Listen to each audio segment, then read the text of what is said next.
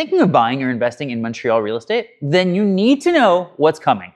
I'm talking billions of dollars in new infrastructure that's already reshaping entire neighborhoods. And this could mean big gains or missed opportunities depending on where you buy next. A big thank you to Club Atwater for hosting us today, whether you're looking for fitness, squash, pickleball, badminton, or simply a vibrant social community in the heart of Montreal. Club Atwater is where it's at. Don't forget to consider them for your next big event.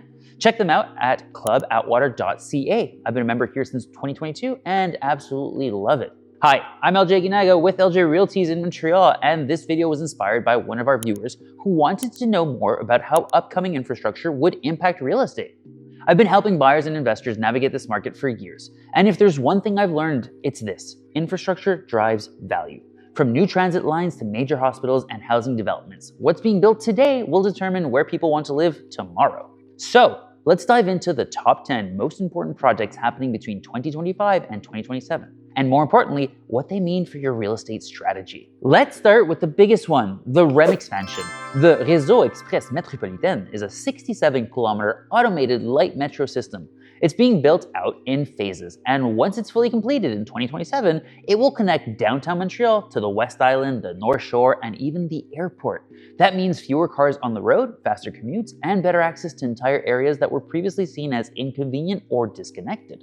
If you're an investor or buyer, properties near REM stations are going to see long-term appreciation, and we're already seeing this in areas like Nuns Island and Brossard, where demand is surging. This year, Phase 2, including the West Island, North Shore, and Center of Montreal segments, will be opening in the fall. Fingers crossed. Next is the Blue Line Metro Extension. This project will add 5 new stations between Saint-Michel and Anjou. The construction began back in 2022, with completion expected around 2030. Microblasting excavation work will begin over the next few months on the Viau, Lacordaire, and L'Angelier sites. Now, the East End of Montreal has traditionally been underserved when it comes to rapid transit. This extension changes that. And more importantly, it creates opportunities in neighborhoods that are still relatively affordable. If you're looking for a market where property values could increase dramatically over time, keep your eye on the Blue Line corridor. One of the most ambitious projects on our list today is Project Alto, a high-speed rail network connecting Quebec City, Montreal, Ottawa, and Toronto. We're talking about a 1,000-kilometer electric rail system with trains going up to 300 kilometers per hour.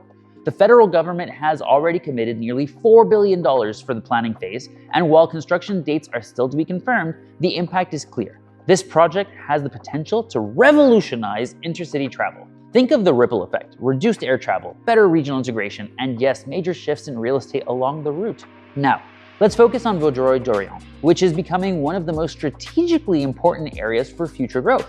One of the biggest developments here is the Vaudreuil-Soulanges Hospital, a $2.6 billion investment that's expected to be open in 2026. With 404 beds and 11 operating rooms, it will serve a growing population that has long been in need of more local healthcare. But it's more than that. Hospitals create jobs, thousands of them, and those jobs create housing demand. Add to that all the supporting services that come with a major medical center, and you get a full ecosystem for long-term growth.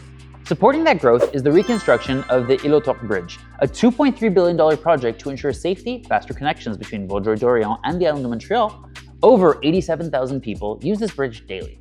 Improving that link is essential not just for traffic, but for maintaining economic integration between Montreal and the western suburbs. If you're investing in the West Island or Vaudreuil-Soulanges, this bridge is going to be key. There's also the STM's Metro Asset Modernization Plan. With a $10.7 billion budget allocated through 2034, this project will modernize existing metro stations, upgrade trains, and improve system reliability. For anyone living or investing near existing metro lines, this is good news.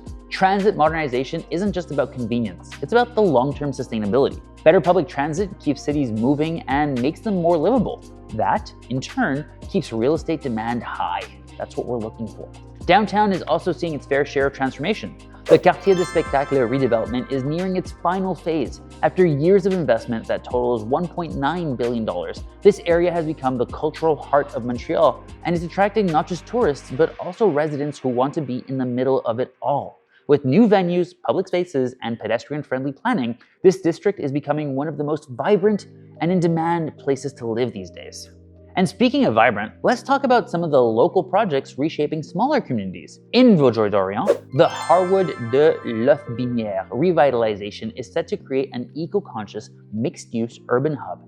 It's a $100 million project focused on sustainability, smart density, and community-driven design. This is exactly the kind of development that attracts young professionals, families, and businesses alike. Right next to it is the Chicoine Street Redevelopment, a smaller project at just over $2 million, but no less impactful.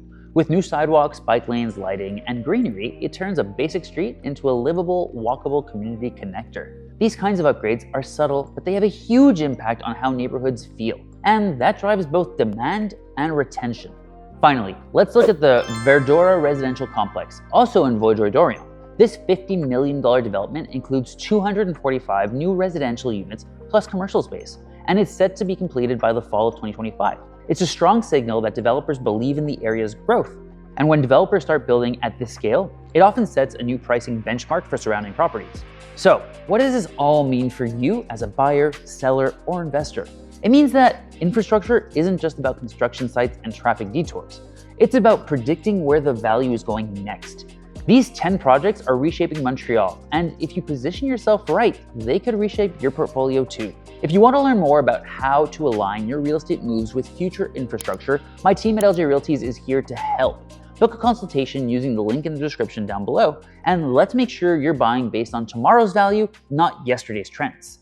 Thanks so much for watching, and I'll see you in the next video.